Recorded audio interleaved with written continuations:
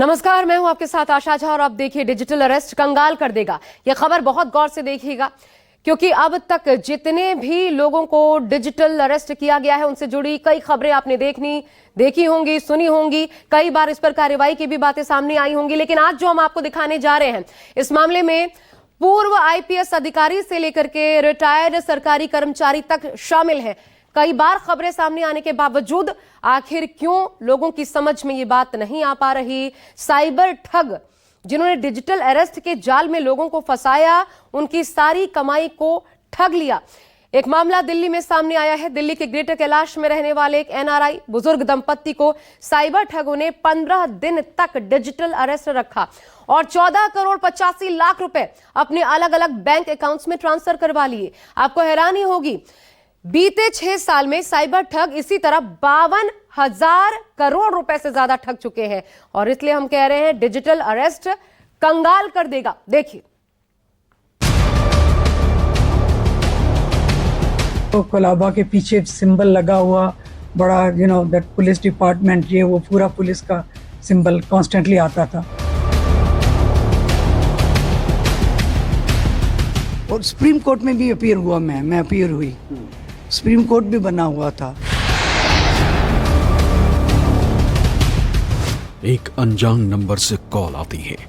सामने वाला खुद को पुलिस अधिकारी बताता है, फिर डराया धमकाया जाता है, जेल जाने का डर दिखाया जाता है। कुछ इसी तरह दिल्ली में रहने वाले एनआरआई दंपत्ति को डराया गया और फिर ठग लिए गए पूरे 14 करोड़ 85 लाख रुपए। तरीका वही पुराना, डिजिटल अरेस्ट। साइबर ठगों ने दिल्ली के ग्रेटर कैलाश पार्ट 2 में रहने वाले इस ओम तनेजा और इंदिरा तनेजा को अपनी जाल में ऐसे फंसाया कि 8 ट्रांजैक्शन में इस दंपत्ति ने पूरे 14.85 लाख करोड़ रुपए गवा दिए। विक्रांत नाम के एक साइबर ठग ने इंदिरा तनेजा को डराया कि उनके नंबर से अश्लील कॉल की गई है। साथ ही अहम दस्तावेजों का इस्तेमाल ऐसे काम में हुआ है जिससे राष्ट्रीय सुरक्षा को खतरा है। इतना ही नहीं, बताया गया कि मामला मनी लॉन्ड्रिंग का भी है। इस फर्जीवाड़े की शुरुआत 24 दिसंबर 2025 से हुई। हमारे साथ में पीड़ित है डॉक्टर इंदिरा तनेजा। मैडम, ये किस दिन की घटना थी और क्या हुआ था, कैसे? 24 दिसंबर को नून के टाइम 12 बजे मेरे को कॉल आया कि आपके फ़ोन से बहुत अश्लील कॉलिंग की कंप्लेंट्स आ रही हैं और आपने और मनी लॉन्ड्रिंग भी की हुई है, आपके अगेंस्ट वारंट, अरेस्ट वारंट्स हैं और आपको क्या कह रहे हैं, तो आपको अरेस्ट, हाँ, और एफआईआर आप पे लगा हुआ है। तो मैंने कहा कि कौन से नंबर से? मैंने तो कुछ नहीं भेजा, किसी को नहीं दो नंबर दिया। मैंने कहा ये नंबर तो मेरा है नहीं। कहते हैं पर नाम आपके है तो आपको हमको पुलिस डिपार्टमेंट पे भेजना पड़ेगा क्योंकि आपको अपना क्लैरिफिकेशन करवाने के लिए और इस अरेस्ट वारंट से। तो एनीवे उन्होंने मेरे को कनेक्ट कर दिया पुलिस डिपार्टमेंट से और कोलाबा का पुलिस साइबर क्राइम वटएवर, तो उधर जब भेज दिया तो उन्होंने। अमेरिका से लौटे तनेजा दंपत्ति को साइबर ठगों ने एहसास तक नहीं होने दिया कि उन्हें किस तरह जाल में फंसा लिया गया है। साइबर ठगों ने जो कहा, इंदिरा तनेजा और उनके पति करते चले गए क्योंकि इन्हें कहा गया कि जितना भी पैसा इनके पास है उसकी क्लियरेंस लेनी होगी।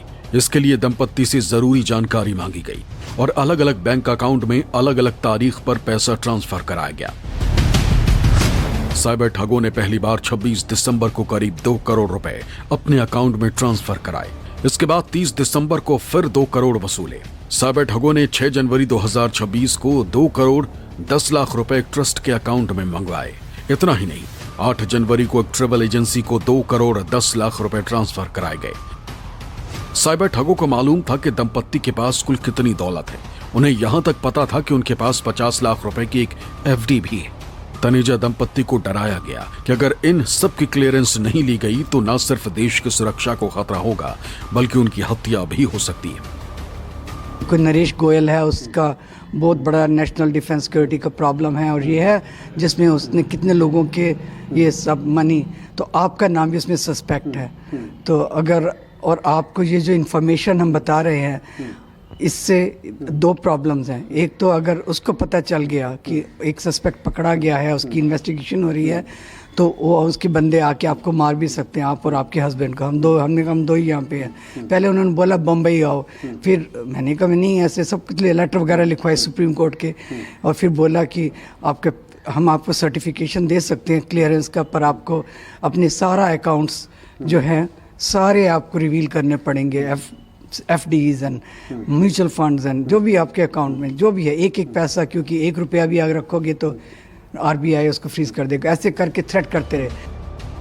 शिकायतकर्ता इंदिरा तनेजा और उनके पति कुछ साल पहले ही अमेरिका से भारत आए थे। NGO के जरिए सामाजिक कार्यों में हिस्सा लिया करते थे। इनकी शराफत का फायदा साइबर ठगों ने उठाया, जिन्होंने जान जाने का डर दिखाया, करोड़ों रुपए ठग लिए। न सिर्फ करोड़ों रुपए ठगे, बल्कि एक ऐसा सिस्टम ठगों ने बनाया हुआ था जिसे पढ़ा लिखा दंपत्ति भी समझ नहीं पाया। अब खुलासा हुआ है कि साइबर ठगों ने न सिर्फ नकली थाना और पुलिसकर्मी तैयार किए थे, बल्कि फर्जी दस्तावेज भी पीड़ित के साथ साझा करके उन्हें डराया था। CBI अधिकारी का ये ऐसा ही फर्जी पत्र है। साथ ही साइबर ठगों ने इतने कॉन्फिडेंस के साथ बात की कि पीड़ितों को ठगों की साजिश समझ ही नहीं आई। अवेयरनेस के यहाँ पर प्रोग्राम चलाए जाते हैं, आपको कैसे मिस? जब इंसान का दिमाग खराब हो जाता है, और जैसे उन्होंने हिप्नोटाइज किया, जैसे उन्होंने इतने वो एक्सपर्ट थे, और सुप्रीम कोर्ट में भी अपीयर हुआ, मैं अपीयर हुई, सुप्रीम कोर्ट भी बना हुआ था। अच्छा, वो उस पर भी मेरे को थाना भी बना हुआ था, पुलिस और सुप्रीम कोर्ट भी बना हुआ था। मैंने पुलिस थाना का आउटसाइड नहीं देखा, खाली जिस कमरे में ये इतने चार्मिंग और इतने प्यार से, माता जी हम आपके बेटे हैं, हमको 3 बेटे मिल गए हैं, और ये 3 लोग कॉन्स्टेंटली मेंटली साइकोलॉजिकली सब कुछ पढ़े लिखे को माइंड हैक कर लिया, हैरानी की बात देखिए कि 15 दिनों तक साइबर ठगों ने दंपत्ति को बंधक बनाए रखा। इस दौरान पीड़ितों ने अमेरिका में रहने वाले अपने बच्चों से बात की, घर से बाहर भी निकले, यहां तक कि करोड़ों का ट्रांजैक्शन बैंक जाकर किया, लेकिन बैंक मैनेजर तक के सामने सच्चाई बयां नहीं की। पीड़ित इंदिरा तनेजा के मुताबिक उन्हें कुछ समझ ही नहीं आया कि हो क्या रहा है, और देखते ही देखते करोड़ों रुपए गवा बैठे। साइबर ठगों ने इन्हें भरोसा दिया था कि सारा पैसा RBI के जरिए वापस मिल जाएगा, और इसके लिए इन्हें लोकल थाने जाना होगा। उन्होंने जब सारा निकाल लिया 50 लाख को छोड़ के, उन्होंने बोला अब जाओ थाने में जाओ अपने नज़दीक के, और उनको बोलो कि RBI से PMLA 2002 एक्ट के अकॉर्डिंग वो RBI रिवर्स कर देगा। हम तो बैठे थे आराम से कि पैसा आता जाएगा, ये पैसा तो वेरिफिकेशन हो रही है।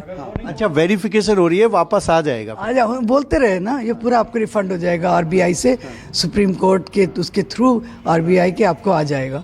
तो हम तो उस हिसाब से बैठे थे। वो तो भगवान ने ऐसा हमारे साथ मिरेकल किया, क्योंकि हम भगवान को बहुत मानते हैं, कि उन्होंने हमको एक रास्ता दिखा दिया कि उठो, जागो और कुछ करो अपने लिए। लेकिन तब तक तो लुट चुके थे। तब तक लुट, पर कोई बात नहीं। साइबर ठगों ने करोड़ों ठगने के बाद पीड़ितों को लोकल थाने तक जाने की सलाह दी, और जब तनेजा दंपत्ति थाने पहुंचे तो उन्हें अपने साथ ठगी होने का पता चला। पीड़ित इंदिरा तनेजा की माने तो साइबर ठगों ने थाने के SHO तक से बदसलूकी की और गालियां दी। जब मैंने SHO को फोन दिया, तब जो DK गुप्ता थे वो डिसअपियर हो गए। कोई और बंदा जिसको हमने कभी सुना नहीं था, और ये जो दूसरा बंदा था, पता नहीं, some very rude person, very blunt, उन्होंने इतनी गालियां दी SHO को, इतनी गालियां दी, और SHO ने बोला मैम इसको शट अप करो, इसको शट अप करो। ये पीड़ित को पहले 15 दिन डिजिटल अरेस्ट रखा, फिर 14 करोड़ 85 लाख रुपए ठगना, और इसके बाद खुद ही पीड़ित को पुलिस के पास जाने की सलाह देना। यह सब दिखाता है कि साइबर ठग किस तरह दिल्ली पुलिस को खुलेआम चुनौती दे रहे हैं। दिल्ली से शहनवाज खान और मोहम्मद यूसुफ के साथ विमल कौशिक, न्यूज 24। देश में साइबर ठग कभी पुलिस अधिकारी तो कभी ED ऑफिसर्स बनकर ठगी की वारदातों को अंजाम देते हैं, लेकिन इन साइबर ठगों का पैटर्न करीब करीब एक जैसा है। यहां तक कि पीड़ित में ज्यादातर सीनियर सिटीजन्स ही मिलते हैं जो अच्छे पदों पर रिटायर्ड हुए होते हैं। ऐसे में यहां सबसे बड़ा सवाल यह है कि साइबर ठगों को इनके बारे में जानकारी कहां से मिलती है? क्या इन साइबर ठगों के मददगार सिस्टम में गहरी पैठ जमाए बैठे हुए हैं? आखिर वो कौन लोग हैं, देखिए। कानूनी प्रक्रिया में डिजिटल अरेस्ट जैसी कोई व्यवस्था नहीं है। बावजूद इसके साइबर ठग इतने शातिराना तरीके से वारदात करते हैं कि सामने वाले को कुछ समझ ही नहीं आता कि उसे ठगी का शिकार बनाया जा रहा है, जबकि साइबर ठगों का पैटर्न करीब करीब एक जैसा है। अनजान नंबर से कॉल करते हैं ताकि सामने वाले को लगे कि कोई अधिकारी ही कॉल कर रहा है। आधार कार्ड की फर्जी कॉपी भेजते हैं जिससे सामने वाले को लगता है कि कॉल आधिकारिक तौर पर आई है। ऐसे गंभीर आरोप लगाए जाते हैं कि शिकार कुछ समझ नहीं पाता, उसे गिरफ्तारी का डर भी दिखाया जाता है। साइबर ठग परिवार की जिंदगी पर खतरा बताते हैं, जिससे परिवार डर जाए और किसी को सूचित ही न करे। किसी दूसरे शहर के नाम का इस्तेमाल करते हैं ताकि पीड़ित वहां तक जाने में असमर्थता जताए। इसी के बाद जांच के नाम पर डिजिटल अरेस्ट करते हैं। जांच के नाम पर महत्वपूर्ण जानकारी लेते हैं, ओटीपी और दूसरी डिटेल्स चोरी करते हैं। आमतौर पर ज्यादातर साइबर ठग इसी पैटर्न पर काम करते हैं, कभी पुलिस अधिकारी बनकर तो कभी किसी जांच एजेंसी का अधिकारी बनकर साइबर ठगी को अंजाम देते हैं।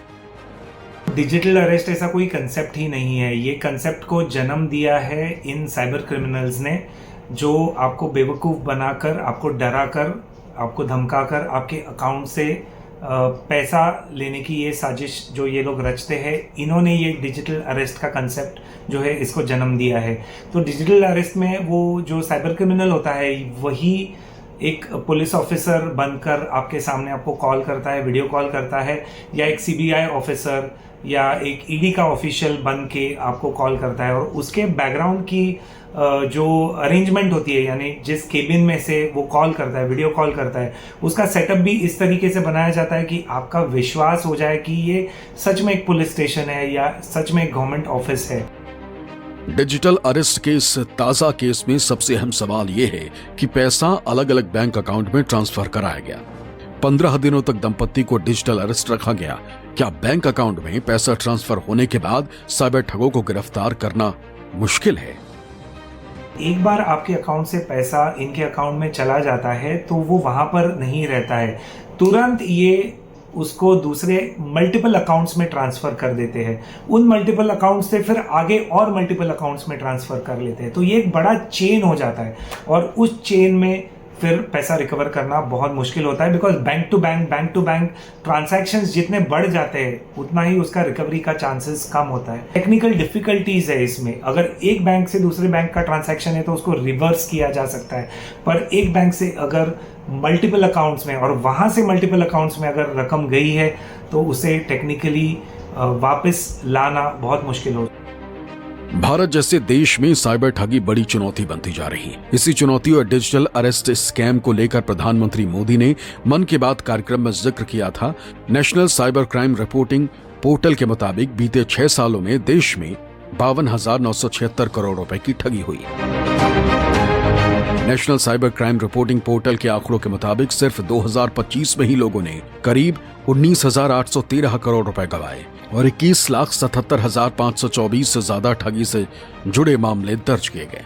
इससे पहले 2024 में 22,849 करोड़ का नुकसान हुआ था और 19,18,852 शिकायतें दर्ज हुई। साल 2023 में 7,463 करोड़ के नुकसान के साथ 13,10,361 शिकायतें दर्ज हुई। साल 2022 में यह आंकड़ा 2,290 करोड़ रुपए और 6,94,446 शिकायतों का रहा। 2021 में 551.65 करोड़ की ठगी हुई, जबकि 2020 में ये राशि 8 करोड़ 56 लाख रुपए दर्ज की गई थी।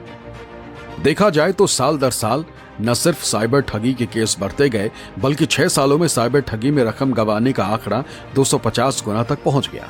तमाम